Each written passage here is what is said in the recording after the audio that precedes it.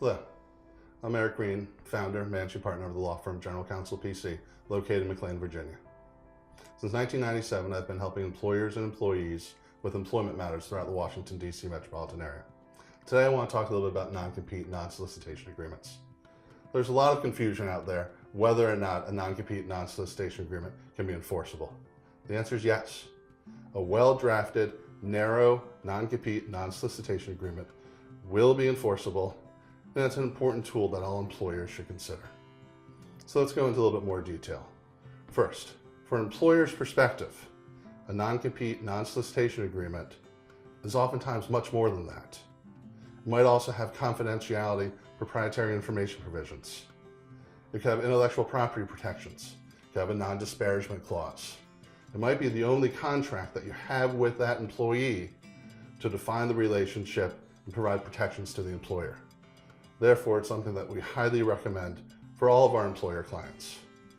What is a non-solicitation? How are they different? A non-compete agreement serves to restrict, as the name implies, serves to restrict the right of an employee after the employment relation ends from competing. Often it has three qualifications. Number one has a time restriction. Oftentimes it's 12 months to 24 months for which you cannot compete in a certain geographic area. That's the second area. And then a good non-compete agreement is also going to be restricted to the services that you provided for that employer.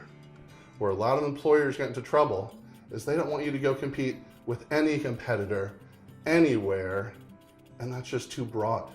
It's too much to say you can't go and provide other services that you weren't providing for that employer for a competitor. That type of agreement will not be held enforceable. The non-solicitation, on the other hand, is again as it sounds. You can't go out and try to solicit clients, employees, and sometimes vendors that you worked with while you were with the previous employer. Non-solicitation agreements are much more likely to be enforced by a court because it's not keeping you from going out and earning a livelihood. It's just saying you worked with this client while you were at that former employer. It's reasonable to say you can't go somewhere else and try to steal them. It's the legitimate interest of the employer to protect that. And that leads us to what courts generally look at when enforcing and judging whether or not a non-compete or non-solicitation agreement should be enforceable. They generally look at three factors.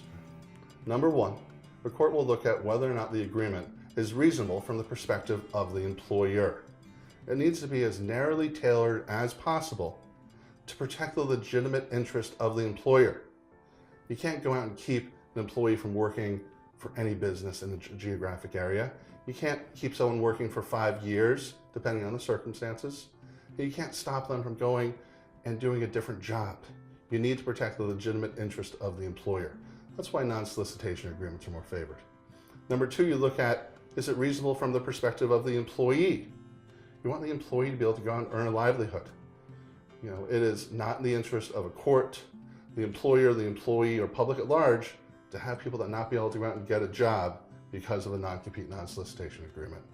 And number three, the court will look at from a public policy perspective, is it reasonable?